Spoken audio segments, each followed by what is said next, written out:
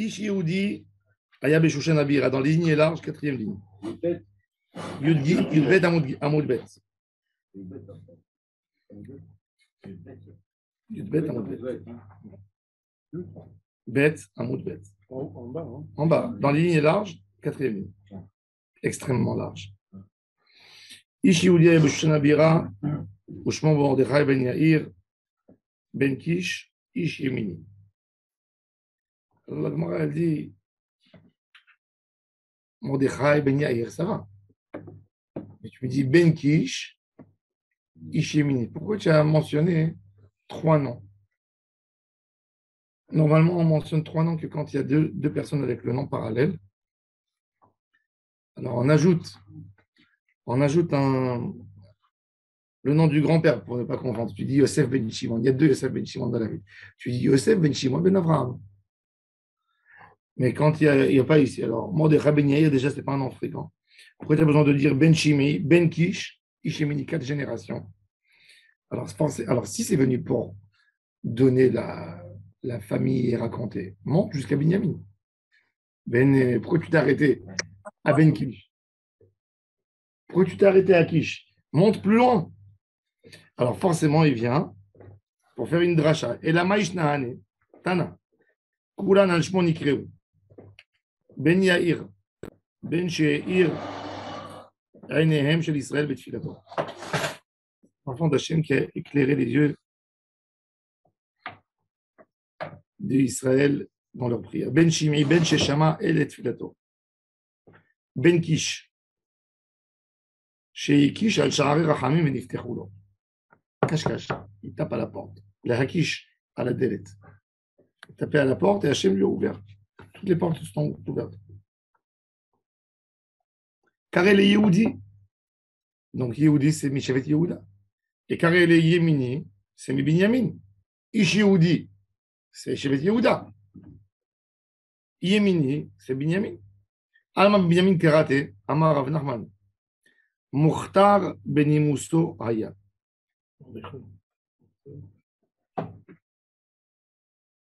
Qu'est-ce que ça veut dire Mukhtar Benimusto Haya? Il dit, il avait des beaux noms. Alors il dit, qu'est-ce que ça veut dire? Amar Rabba Barchana, Amar Rabbi Yoshua Ben Levi. Aviv mi Binyamin, et Imom Yehuda. Il a pris les deux. Son papa de Binyamin. Les 2 parents. Ouais. En fait, ce n'est pas vraiment des noms, c'est pour l'explication de la personnalité. On l'appelait comme ça dans la rue, par exemple, quand on disait Mordechai, vous voyez ce que je veux dire? Il avait tous ces prénoms-là, il fallait dire tous ces prénoms. Non, voilà. C'est parce qu'on dit qui est cette personne. Le Yehous, en fait. Le Yehous. Et dans le pshat à Passouk, Yehudi, dans cette époque, il ne sert plus que pour dire Shevet Yehuda. Ah ouais? On trouve dans la Megillat Esther, le fameux livre de Esther, que Haman, il veut tuer tous les Yehudim. Ouais. Alors, à Yehudim, Beyom Asher, à Yehudim, donc Yehudi, c'est un juif. Non, la question, c'est vrai. Il se pose la question, pourquoi? Et pourquoi ils appellent ça Yehudi? Pour comprendre, déjà la Megillah dans le Pshat, elle nous dit Asher Ogla, Imagola, Asher Ogleta, Bime, Yoyachim, Melech Yehuda, Yechonia Melech, Asher Ogla, Nebuchadnezzar. On a expliqué que Nebuchadnezzar, c'est le roi de Juda. Il a exilé le roi de Juda avec la bourgeoisie de Yehuda 10 ans avant de détruire le temple, et il a nommé Tzidkiyahu. Et il a pris ce groupe, il leur a créé un quartier, comme c'était les grandes familles de Yehuda. Il y avait parmi eux quelques de Binyamin. Mais on les appelait déjà les Yehudim. Les Yehudim. Yehudi. La population babylonnaise, elle les appelait Yehudim. On entend ce mot-là. C'est exactement. Yehudi, c'est à cette période. Avant ça, c'est Bnei Israël. Il n'y a pas Yehuda. Comme les 10 tribus, elles ont été exilées par Sancheriv, ceux qui sont restés en Israël, c'est les Yehuda. Le royaume de Yehuda. Donc de là est venu le mot Yehudim. C'est tout. Parce qu'il y a d'autres tribus. Aval, ils étaient moins nombreux. Binyamin était soumis à Yehuda. C'était le royaume de Yehuda. Quand toujours dans la Bible, tu dis Yehuda et Israël. Yehuda et Israël. Alors, Yehudim, c'est ce qu'il a dit, on a dit. Puis Yaakov Avinu, une des brachot qu'il a dit à Yehuda, Yehuda, ata yodu chachecha. Yehuda, tes frères, ils vont porter ton nom. De là jusqu'à aujourd'hui, le mec, il nous appelle Yehudim. Toujours en arabe, c'est Yahoud. Oui. Même chez Gide, c'est pareil. C'est toujours, ça vient toujours de. Sauf dans certains endroits où ils appelaient les Juifs, ils ne voulaient pas que ce soit appelé. Yehudi, c'était péjoratif, juif. Alors, ils se sont appelés Israélites. Ou en Turquie, dans Moussevi, les gens de Musa. Moïse. La loi mosaïque.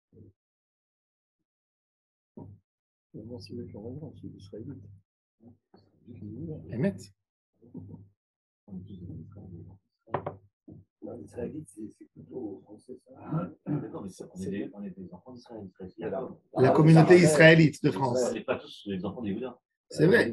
Misera Israël. Tu dis Zera Israël. Israël, il a raison. Qui c'est parmi?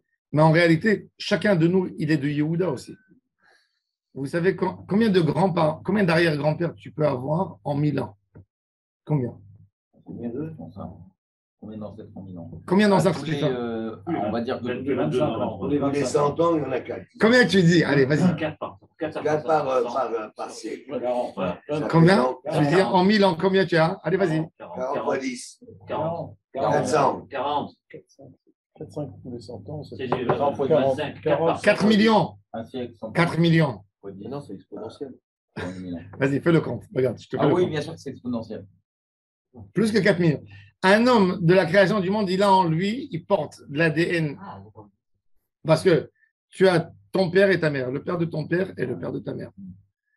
Le père de ta mère et le père, son père et sa mère et son père et son père et sa mère. Tu montes très vite à des chiffres incroyables. C'est énorme, c'est énorme. Donc, le Vadaï que nous tous, on descend tous. Il n'y a pas un dans le Ham Israël qui ne descend pas des 12 tribus. Il n'y a pas. Tous. C'est de la branche maternelle, en fait. Si tu regardes 3300 ans d'histoire, on a en nous. Bon, il y a plein de fois que ça retourne, ça revient parce que tu t'es remarié, il y a eu des remariages.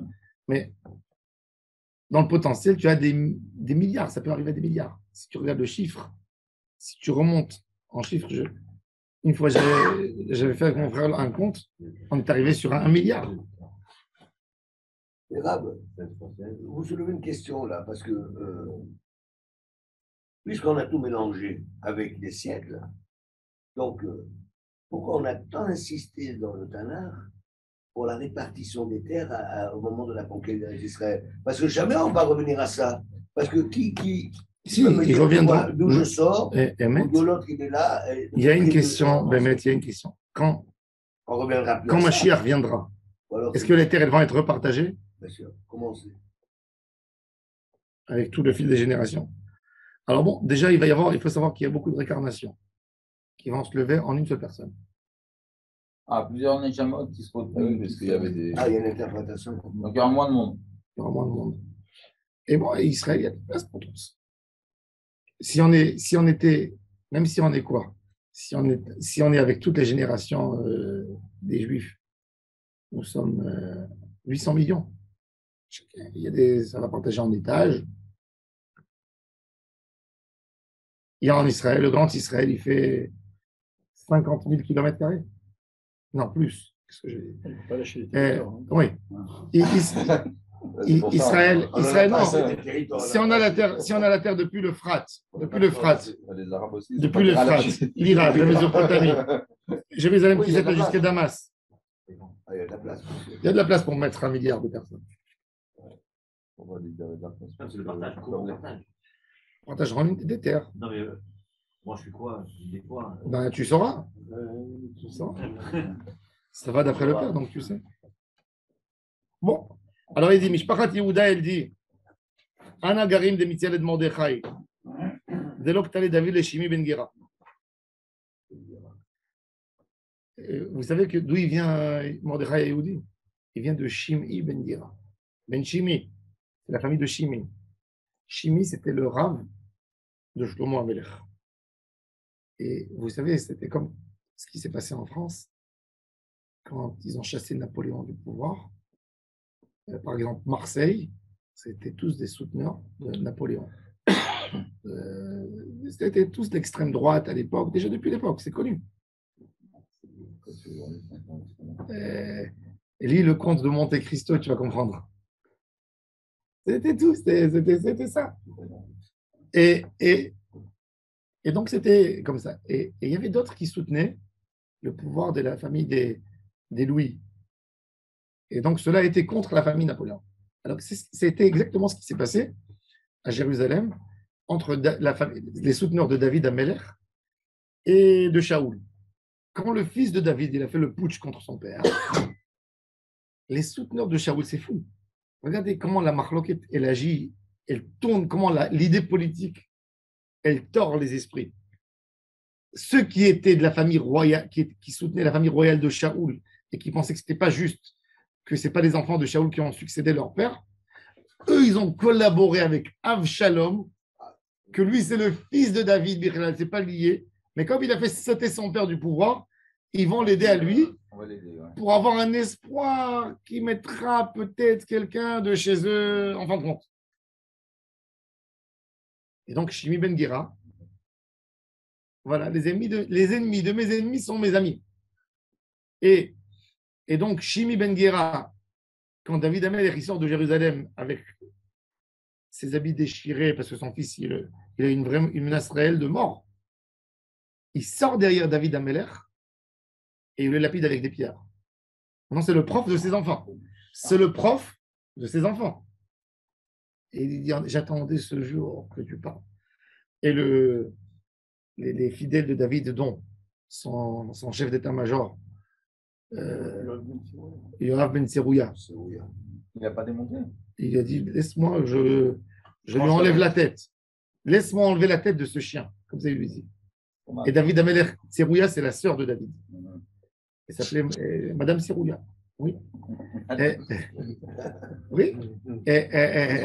Oui, c'est son prénom, Tserouya. Et David et Yoav dit à David, laisse-moi lui enlever la tête à ce chien. Et pourquoi? Parce qu'il dit à David Amelech devant tout le monde, t'es un bâtard. Il lui dit, où qu'il est là, Niklala Nimretzet. Il lui a dit, t'es Ben Nida, t'es fils de Nida, t'es Mamzer, tu es Rotier. L'acronyme de Nimretzet, il lui a dit, bref. Il ne s'est pas calmé tant qu'il ne lui a pas dit tous les. Oui, avec sa mère qui a été changée. Ouais. Voilà, bon, il lui a dit tout ce que tu veux, il a insulté, il lui a jeté des pierres. Il a demandé à Shlomo de s'en occuper. Attends. David Amelech, il retourne à Jérusalem. Après, il a gagné. Son fils est suicidé. Il a été tué. Avshalom par Yoav. Le royaume lui est revenu. David Amelech qui rentre à Jérusalem. La population, ceux qui sont contre, ont très peur. Ils baissent tous le nez. Et Shimi Ben Gera, il entend que David a gagné. Il se dit, ma femme, mes enfants, tout est fini. Quand David y rentre, il est à quatre pattes, comme ça, par terre. Pardonne-moi, pardonne-moi. Et encore une fois, le frère de Yoav, il dit à David, je ne peux pas pardonner sur ce qu'il t'a fait celui-là. Celui-là, il a dirigé le mouvement, un des grands dirigeants du mouvement contre eux. Et David Amelech, il dit, Lo Yumatayom. Je ne veux pas mélanger dans ma joie. Alors, il a fait. Maintenant, dans ces moments-là, il a préparé un enfant. Le Shimi Ben Gera a été conçu ces moments-là, que David ne l'a pas tué. Il lui a laissé quelques années. Et donc, David Amelech, la famille de David, ils disent à Mordechai à Yehudi, c'est grâce à nous que tu es né. Mais après, David Amelech, avant qu'il meure, il appelle Shlomo et dit, regarde, moi, je t'appelle maintenant, j'ai aucune vengeance et j'ai pas envie de l'avoir. J'ai pas une vengeance. J'ai fait tout ça pour travailler mes midot et ne pas me venger. Mais comme j'ai pas le droit de pardonner mon kavod, parce que mon kavod, c'est le kavod du peuple. Meler shemachal al kevodo. En kevodo machol. J'ai pas envie de le faire dans ma vie, mais toi, tu t'occuperas de ce monsieur, c'est un dangereux. Donc, quand il meurt dans les Shiva, Shlomo Amelech, il donne un ordre tout de suite. Ashna, il ne donne pas un ordre de tuer, c'est son rab. il donne un ordre à Shimi tout de suite. Il lui dit tu n'as plus le droit de sortir, tu n'as pas le droit de sortir de la ville. La ville de ta maison, de ta Non, chambre. tu n'as pas le droit de sortir de la ville. En résidence sur Il savait que Shimi, c'était un rebelle dans son caractère. Donc, qu'est-ce qu'il a fait? Il ne l'a pas mis en prison. Il a dit tu es un homme dangereux. Comme maintenant, moi, je vais renforcer mon pouvoir, je suis un nouveau roi. Toi, Mais pourquoi il va tuer? il n'a pas tué encore. Vous ne voulez pas commencer tout de suite avec un assassinat. Donc, comme toi, tu es dangereux, tu as fait des problèmes à mon père, c'est logique. Je t'interdis de sortir du territoire de Jérusalem pour ne pas que tu vas faire des. Tu es sous surveillance. Il savait qu'il allait sortir. Parce que c'était dans son sang d'aller récupérer le royaume. C'est des gens qui ont juré de s'en débarrasser de la famille de David. Donc, ça ressemble un peu à la politique d'aujourd'hui. C'est fou. Ça veut dire quand tu entends, tu dis on n'a rien appris de l'histoire. Quand j'entends les infos. Quand j'entends les politiciens, je dis on n'a rien appris. Ça veut dire aujourd'hui, il y a un goût, il y a une partie de ton gouvernement. Encore une fois, je n'ai rien du tout moi de tout ça. Mais quand tu vis, ton agenda politique, c'est pour que Netanyahou ne soit pas là.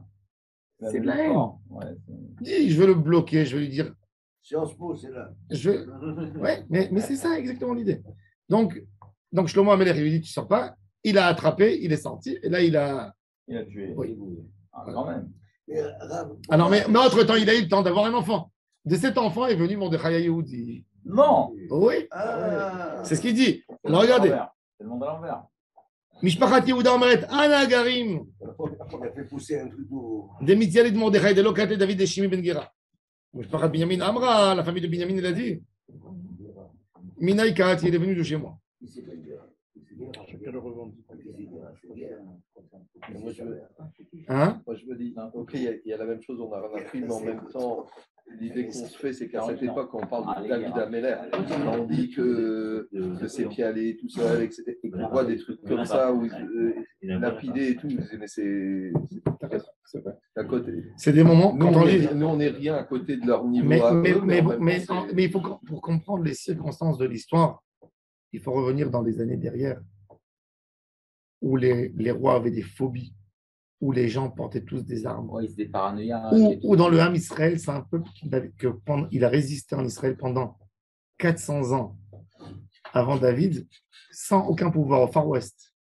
Tu t'imagines un pays. L'époque des juges. L'époque des juges, il n'y a pas. Depuis la mort de Yoshua, c'était. Non, il n'y avait plus de police, il n'y avait rien. C'était les forts. Il y avait des gens avec des quantités d'armes incroyables. On ne peut pas juger si on ne comprend pas l'histoire globale. C'est une génération, c'est une vie.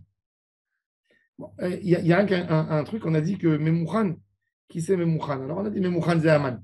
Tosfot, il amène une version qui dit Memouchan, c'était Daniel, le sage, l'auteur du livre Daniel. Ah ouais. Le prophète, c'est un débat, est-ce qu'il est prophète ou il n'est pas prophète? Non, Memouchan. Non, c'est Harvon Azarol. Et il dit pourquoi? Parce qu'il dit Daniel souffrait énormément de problèmes de Shalom Bayit. Il était marié avec une femme qui s'appelait Sarit. D'ailleurs, le mot Sarit, ce n'est pas un si beau nom. Ouais. C'est un nom dur. C'est un nom un peu difficile. Même Sarah, c'est gérable encore. Ouais. Sarah, ouais. Mais Sarit, c'est dur. C'est dur. La femme de Daniel, elle lui montrait toutes les couleurs. Et c'est pour ça, comme il souffrait de Shalom Bayit, il a demandé à Hachvérosh d'écrire des lettres. Liot kol ish sorer bebeto medaber que chaque homme, oui. Ah, c'est où ça? Parce que cette Higuerette, elle est là en fait pour rétablir la puissance de l'homme à la maison. Parce que Daniel, déjà, malheureusement, c'était un eunuque. Non. Ouais. Quand, ouais. Qui c'est qui l'a rendu? Qui c'est qui l'a rendu? C'est le roi. À l'époque, le roi, il a pris comme ça, il voulait qu'il soit toujours avec lui. Ah. Et pour qu'il n'y ait pas de problème à la maison, il l'a castré. Ouais, bon, c'est pour ça que sa femme est rendue. Alors sa femme est. Alors sa femme. De quoi j'avais fait Alors sa femme. Il a pas de femme. C'est une blague. Non. C'est comme un arbre de Noël sans. Un arbre de Noël sans. Bon, sa femme était très très dure avec lui et il souffrait d'elle. Et voilà, vous savez que le le rosé de Lublin, quand il est mort, il avait une langue très très dure. Très dure.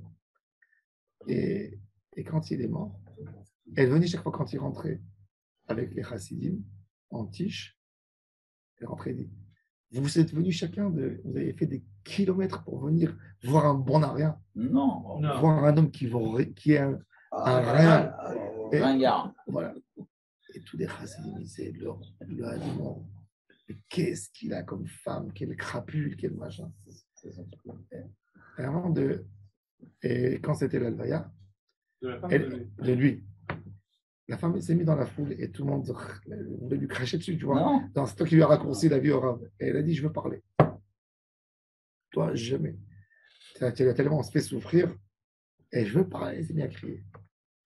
Et elle a pris la parole et elle s'est mise à pleurer. Elle a dit, mon cher mari, tout ce que j'ai fait, c'était de ta volonté. Tu me disais pour ne pas que tu aies de la gahava. C'est lui qui lui demandait. Tu me demandais de venir et de crier pour ne pas que ça te monte à la tête. Parce que tu avais des milliers de fidèles qui venaient te voir. Et je veux que tout le monde sache que j'étais jamais une mauvaise femme. Et quand il a dit ça, ils ont vu le corps du Rav qui a bougé comme ça, comme s'il disait oui, c'est vrai. Donc, tu ne peux pas savoir.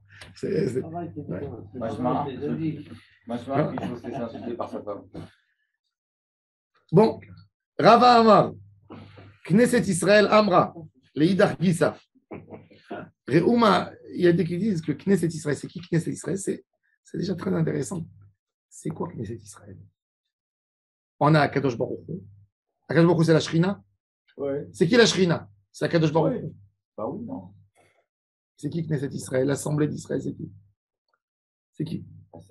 Mais Israël, c'est Hachem, c'est pas nous. Alors on a lundi. On a pris son nom. Il nous a donné. En fait, dans le ciel, il y a Akadosh Baruch Hu. Tu dis, les Shem Yichod Kucha Berichou, ou Shrinte, sa Shrina. Ouais. C'est quoi la Shrina? C'est son émanation, c'est son rayonnement. C'est un rayonnement qui appartient à Hachem. Mais il s'exprime d'une manière.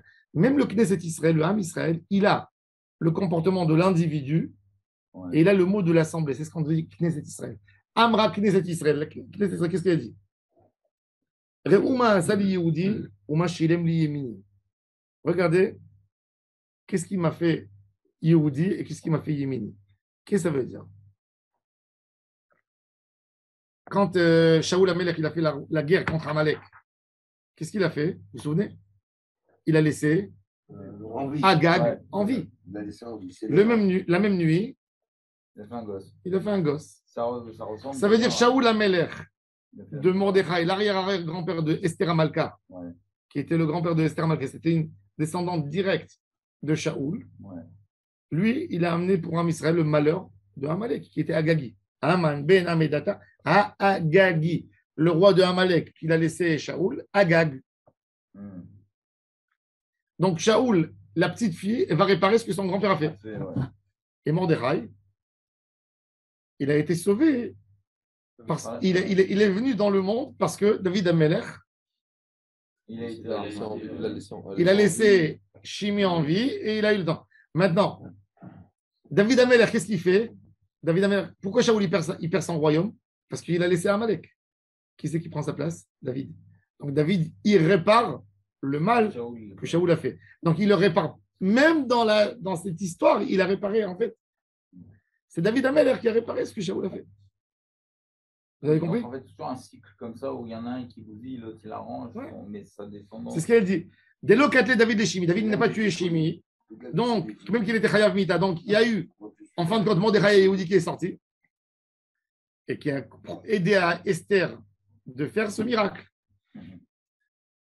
Regarde ce qu'il m'a fait Yemini. De l'occasion Shaoul et Agag. Il a mis Haman de Mitzvah d'Israël. Rabbi Yochanan Amar Leolam, mais Binyamin Kaate. Il dit non, Mordechai, il n'avait même son père et même sa mère, c'était de la tribu de Binyamin. Et pourquoi il se fait appeler Yehudi? Écoutez bien. Rama Ikarele Yehudi. Al Shum Shekafar Ba'avoda Zara. Shekol Akofer Ba'avoda Zara Nikra Yehudi qui dirtive Itaï Gouvrin Yehudaïm. Il dit que Yehudi, c'est un homme qui manifeste contre l'idolâtrie dans le monde. Il n'y a pas de juif païen. S'il est païen, il n'est pas juif. Il peut être israélite, mais il n'est pas juif. Juif, le mot juif, il est attribué à celui qui s'y oppose à la Vodazara. C'est un combattant. Maintenant, puisqu'on est dans les drachotes encore. C'est pour ça qu'on est détesté. Hein. Hein? C'est pour ça qu'on est détesté pendant 2000 ans. On a gêné tous les gens. Rabbi Shimon ben Pazi, qui avait Patach Bedivrei Hayamim, quand il ouvrait le livre de Divrei Hayamim Amarachi, Kol Devrecha Echadhem, Ve'anu Yodem Ledorsham, toutes les paroles de Kadosh Baruch Hu, c'est une chose. Ça veut dire, toutes les paroles de. Et nous, on sait faire, parce que dans Divrei Hayamim, il y a beaucoup de secrets. La Gemara, elle dit que Divrei Hayamim, il y avait un Rav qui a appris le livre de Divrei Hayamim 14 ans, jour et nuit. Tellement il y a des sodotes dans Divrei Hayamim. Et dans Divrei Hayamim, il y a plein de noms parallèles. Dans Divrei Hayamim, par exemple, Moshe Rabbeinu, il a 7 noms dans Divrei Hayamim. Zénoar, Avisocho, Yekutiel. Alors il dit, regardez, voilà, comme qui est écrit, Veishto Yehudia, c'est dans Divrei Hayamim. Yalda et Yered, Avigedor, Ve'etrever Avisocho, Ve'etikutiel, Avizenoar, Ve'elebne Bitia, Vat Paro, Asher Lakach Mared. Là, c'est la première fois que la fille de Paro, elle a un nom. Dans la Torah, elle n'a pas de nom. Oui, c'est vrai. Bat Paro, elle descend dans le Nil, elle récupère Moshe. Comment elle s'appelle? On ne sait pas. Le seul endroit où son nom est mentionné, Divrei Hayamim. Mais comment elle est appelée dans Divrei Hayamim? Bitia. Il n'y a pas un mot Batia. Batia, c'est pas cette tzaddik. Quand quelqu'un appelle sa fille Batia, ça ne veut rien dire. C'est une erreur. Bien sûr, c'est une erreur. Bitia, elle s'appelle. On faisait des virements de bits. Ouais. Alors, Bitia Bat Paro, elle s'appelle Bitia. Asher Lakach Mared. Et elle était mariée avec un monsieur qui s'appelait Mared, monsieur Mared. Et elle a eu, donc, Yered, Avigedor, Chever, Avisoko, Yekutiel, Avizenoir. Mais en fin de compte, cette femme, elle n'a pas eu d'enfant. Elle a attendu la sortie d'Égypte, elle a vieilli. Elle a sauvé Moshe Rabbeinu. Mais elle ne s'est jamais mariée. Elle ne pouvait pas se marier avec un juif. Mais en sortant d'Égypte, elle est sortie avec eux. Elle avait 80 ans, 90 ans, 95 ans. Et là, elle se marie avec un juif qui s'appelle Mared. Donc, comment on dit Yalda? Elle n'a pas eu d'enfant. Elle a eu Moshe Rabbeinu. Et là, on mentionne les noms de Moshe. Regardez. Amay Karela Yehudia. Al-Shum Shekafra Ba'avodazara. Dirti va Tered Bat Paro Lichot Alayeor. Vama Rabbi Yochanan Shiyarda Lichot Migilule Betavia. Le jour où la fille de Paro est descendue au Nil pour se laver, qui est écrit là-bas, c'était ce jour où elle a décidé complètement de quitter la religion de son père. Elle était tellement écœurée du comportement du père qui égorgeait des enfants juifs pour ne pas perdre son royaume. Et doucement, doucement, elle a décidé de quitter. Et un jour, elle a décidé de faire un abandon total de tout ce que son père... Donc, elle a dit, je descends, elle s'est renseignée les règles des Juifs. Et elle a quitté. Elle a dit, je me baptise pour le judaïsme. C'est-à-dire qu'elle est en train de faire un migvé. Oui. Elle a fait un migvé, en fait. Et tout de suite, dès qu'elle sent, il lui a montré qu'il a apprécié. Ouais, hop, elle voit Moshe. C'est pas par hasard. C'est pas par hasard. La Gemara a dit Yalda, mais elle n'a pas Yalda. Elle a fait grandir le Malecha. Chez Kol Megadel, Yatom, Vietom, Betor Beto, tout celui qui adopte un orphelin ou une orpheline dans sa maison. Ma'aleh Alav Akatov Kilu Yelado. Son père, il est monté, il est Chotz Al, et elle est Yarda. Oui, Yarda. Oui. Yered, alors elle a eu Kilu Yelado, comme si elle a eu Moshe. Moshe d'ailleurs, il a 7 noms. Sa mère lui a donné un nom. Vous savez comment il s'appelait? Tov. Tov. Batira Oto Kitov. Elle a vu qu'il est beau. Moshe Rabbeinu, toute sa vie, il a admiré Bitia. Et il a dit, pour se rappeler de Hakarat Tov, Minamaim Mishitihu. Le nom, elle m'a tiré de l'eau. Celle qui m'a tiré, c'est celle qui m'a donné vie. Moshe Rabbeinu, toute sa vie, c'est Hakarat Tov. Akadosh Baruch Hu lui dit, va faire la guerre avec Midian. Qu'est-ce qu'il fait, Moshe? Il nomme Pinchas. Il ne sort pas en guerre lui-même. Pourquoi? Hachem lui dit, fais la guerre, après, tu dois partir. Midian, c'est mon lieu de refuge. Quand Kajboko lui dit, va frapper le Nil pour amener le sang. Le Nil m'a sauvé. Frappe la terre. La terre, j'ai enterré l'Égyptien. Je peux le couvrir. Aaron. Chovat Alvavot, il dit que Moshe Rabbeinu n'a pas pu comprendre autrement. Il dit que quand lui, il entend qu'Hachem, il lui dit, va frapper le Nil, c'est par un jaliar, pas par moi. Sa mida de Hakarat Atov, elle était tellement puissante. La mida de Hakarat Atov de Moshe Rabbeinu à la Vachalom, tellement puissante qu'il ne peut pas comprendre une autre chose. Impossible. Impossible. Impossible que tu me donneras un ordre qui va à l'encontre de Hakarat Atov. Comment on dit un Kfouitova, un Reconnaissance. Non. L'ingratitude. Ingrat. Je ne peux pas être ingrat. C'est assourd d'être ingrat. Dans la Torah, ça veut dire l'idée principale de la Torah, c'est de ne pas être ingrat. Parce qu'un homme qui est ingrat, il ne reconnaît même pas ce que Hachem fait pour lui. C'est terrible. L'ingratitude, c'est la chose la pire qui peut. Oui, mais ça vient un peu en contradiction de ce que ça veut dire une fois, l'histoire du rocher. Je dis pourquoi il a été puni, parce qu'il a remis en cause la parole de Dieu. Je me souviens même que tu avais dit ça.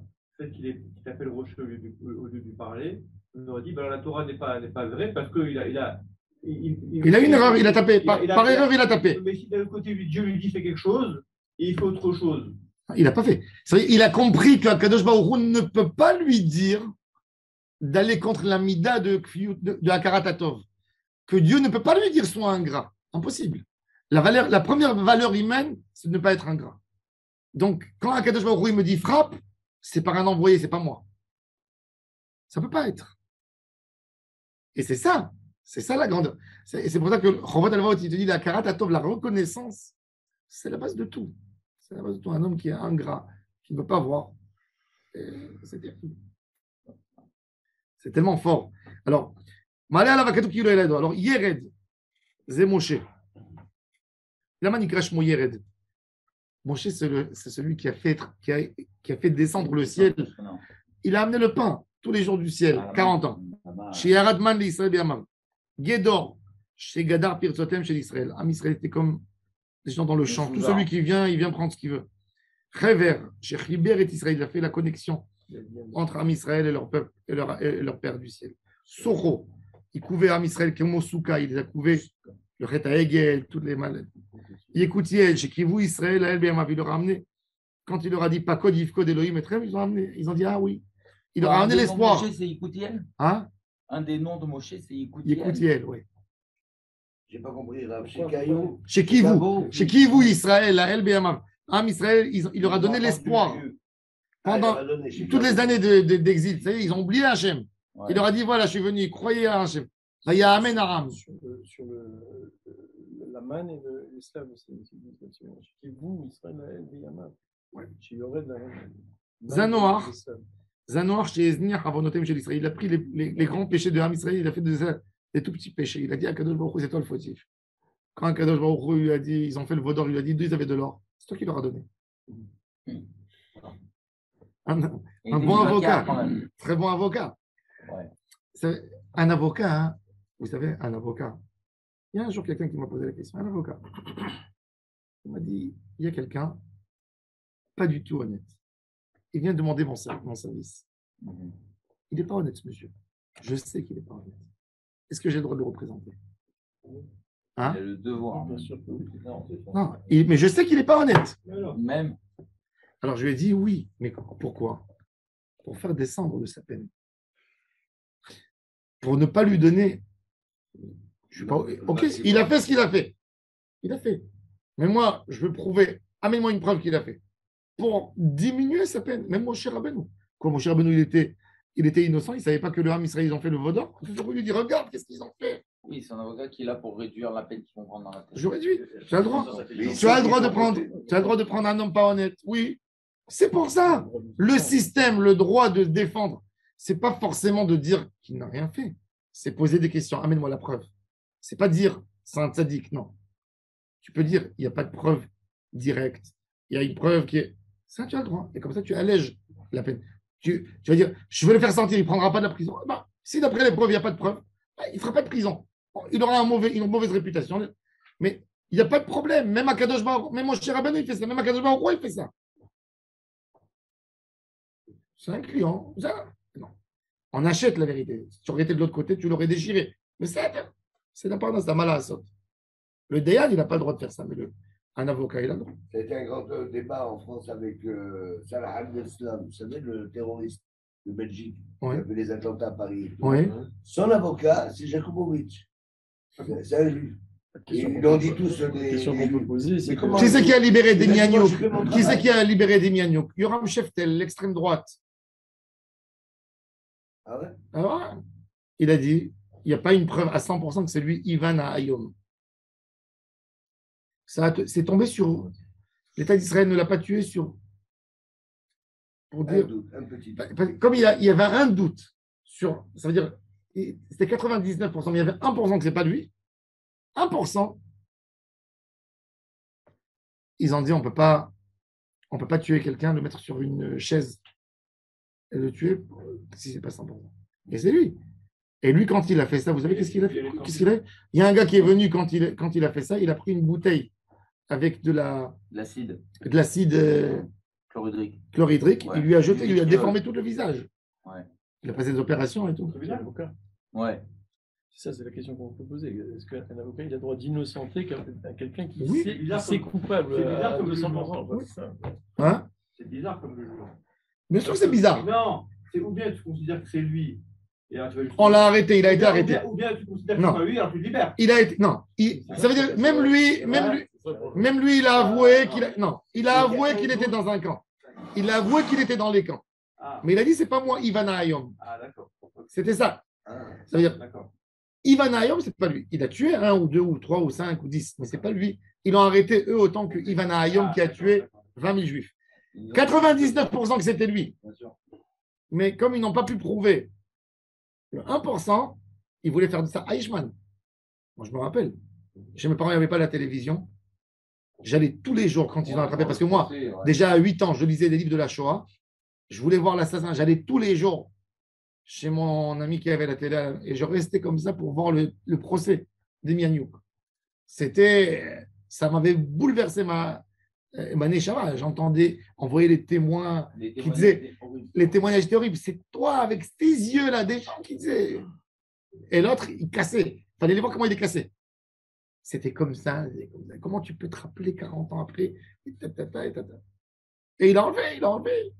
Et le public, c'était l'homme le plus détesté. Il y avait 2 hommes les plus détestés en Israël. Demianiouk et Yoram Sheftel. Ils l'ont arrêté où, tu vois? Non plus, je ne sais pas moi, d'Allemagne, d'Amérique. Il a été extradé, l'État d'Israël a mis des millions sur son procès. Ouais. Il voulait faire un deuxième Eichmann. À un moment, tu comprends, tu sais, quand tu es jeune, tu veux une vengeance. Après un autre moment, tu te dis, la peine de mort pour les terroristes, est-ce qu'on est capable de le faire? Non. Un juif, il n'est pas capable d'exécuter. Demain, tu vas avoir un Israélien, il va rentrer à Tira, il va monter à Mizrahi, il va prendre un arme, il va fusiller 10. Tu vas lui faire la peine de mort? Une épée, ça va dans les deux sens. Condamné à vie. Ah? L'Israélien, il sera condamné à vie, alors que le Palestinien sortira avec Gilad, avec plein de trucs. Autre chose. Bon, mais je vous fais une liste. Oui, d'accord, j'ai pas dit. Non, mais j'ai pas dit ça. Je parle pas de ça. Je parle. Est-ce que nous aujourd'hui nous sommes capables de faire un modèle de peine de mort? La réponse c'est non.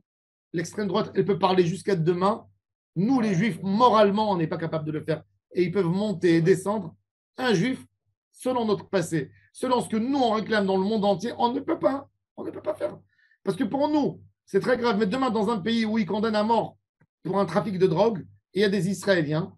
Et nous, on va lutter. On va dire non. Ils vont dire pour nous, la drogue, c'est plus grave que de tuer. Tu tues toute la jeunesse, On ne peut pas. Si le monde a décidé plus de peine de mort, il n'y a plus de peine de mort. Que ce soit un assassin qui a tué 2000 ou 3000, c'est l'homme échané.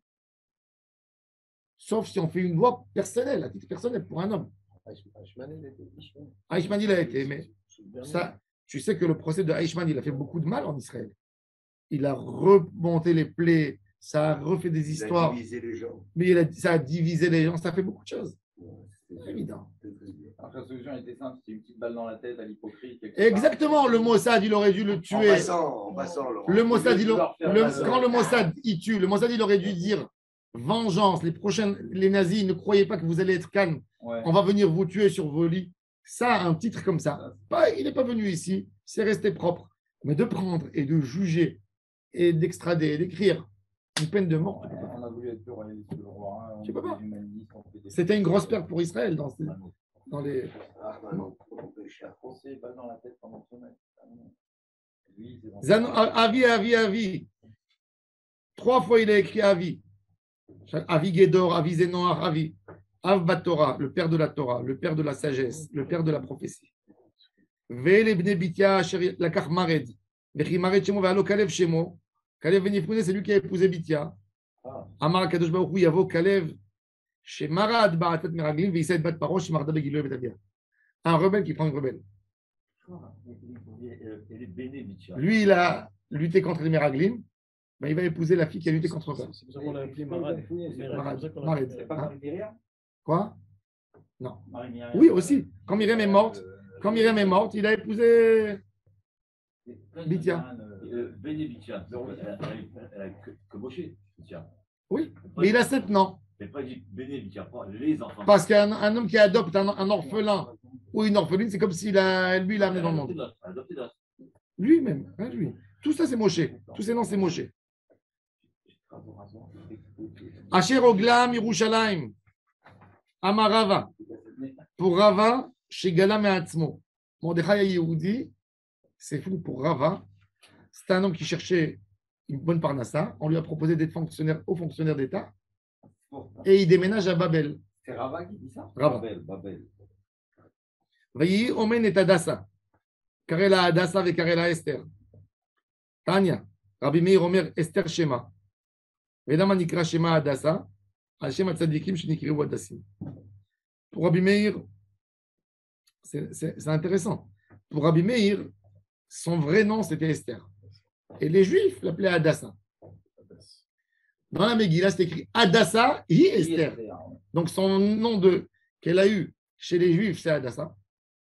On peut expliquer, c'est comme les gens en France, les Juifs. Quand tu as un enfant qui naît, tu lui donnes le nom où il monte au Sefer Torah et tu lui donnes son nom commercial. Tu lui donnes. Laurent. Non, ouais.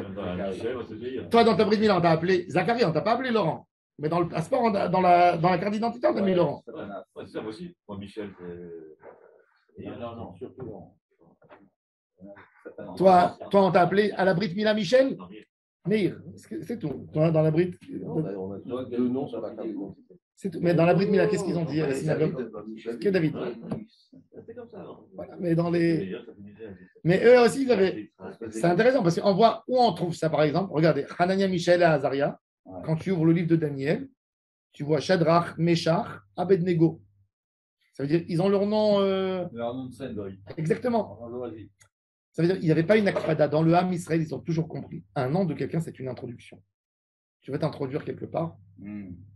Sauf en Égypte, chez Loshinu et Chmam. La seule galoute. Si la Gemara, elle dit que la galoute d'Égypte, elle n'a pas changé son nom, tu comprends que tous les autres galoutes, ils ont changé leur nom.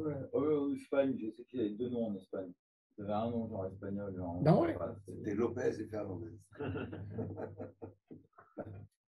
Le seul endroit où finalement on doit mettre les yeux, je crois que c'est pour le guet, non? Et pour le guet, oui. Tout mettre. Non, pour le guet, ça dépend. Si c'est un nom qui n'est pas du tout fréquent, alors on avance avant le nom Hamechoune, qu'on a l'habitude de l'appeler comme ça. Donc il a d'autres noms, pour dire qu'il y a d'autres noms. Ouais. Je sais par exemple chez nous, les Harar, c'est le Harar. Et c'était des Juifs qui faisaient de la soie. Alors ceux qui étaient dans la partie espagnole, ils s'appelaient Ceredo, ils faisaient la soie. Et ceux qui étaient dans la partie arabe, ils s'appelaient Harar. Mais c'est les mêmes, en réalité. C'est pareil. Il n'y a pas Harar, il y a L. En arabe, il y a L. C'est celui qui fait la soie. Et en espagnol, c'est Ceredo. Donc, ils ont donné des noms comme ça. Les Juifs avaient. Par exemple, tu sais toujours, chez les Juifs séfarades, un nom qui s'appelle Léon, c'est toujours Yehuda, chez les séfarades. Léon, c'est pourquoi c'est Gour Arié Yehuda. Alors, toujours, tu trouveras, quand on appelle Yehuda, il s'appelle Léon en Léon. Toujours, Léon. Gour Arié Yehuda. Yehuda, sa bracha de Yaakov Avinu, c'est Gour Arié Yehuda. C'est Gour Arié, c'est Léon. Léon. Oui. Toujours Chaim, ce sera Victor. Toujours Chaim, c'est Victor. Ou à l'époque, ils appelaient Vivanti. Vivant. Vivanti. Toujours Baruch, c'est Bénédicte. Ah oui. Victor, c'est quoi? Victor, c'est toujours Chaim. Toujours. Tu prends un juif tunisien, un juif marocain, un juif algérien, un juif français. Il te dit, je m'appelle Victor. Tu lui dis, on t'a nommé Chaim? Oui, c'est Chaim. Toujours. Impossible qu'il y ait un autre nom. Jackie, c'est Yitzhak. Jacques, c'est Yaakov. Zaki, c'est Yitzhak. Chez les séfarades, parce que le raccourci de Yitzhak chez eux, c'est Zaki. Donc, Jackie. Et Jacques, c'est le raccourci de Yaakov. Et ils ont des noms comme ça. Toujours, tu peux. Bernard, par exemple, Bernard, c'est un juif ashkénaze, on l'a appelé Zeev. Parce que Bernard, c'est Zeev. C'est le loup. Bernard, c'est toujours Zeev. Ah ouais. Bernard, c'est un loup. Oui. Dov, c'est toujours. Ouais. Dov, c'est toujours en yiddish, c'est Ber, toujours. Un homme qui s'appelle Ber, c'est toujours Dov. Un homme qui s'appelle Hirsch, c'est toujours Tzvi. Tzvi, c'est Hirsch. D'accord? Toujours. C'est impossible que tu trouveras un homme qui s'appelle Hirsch et qui n'a pas le nom de Tzvi. C'est impossible.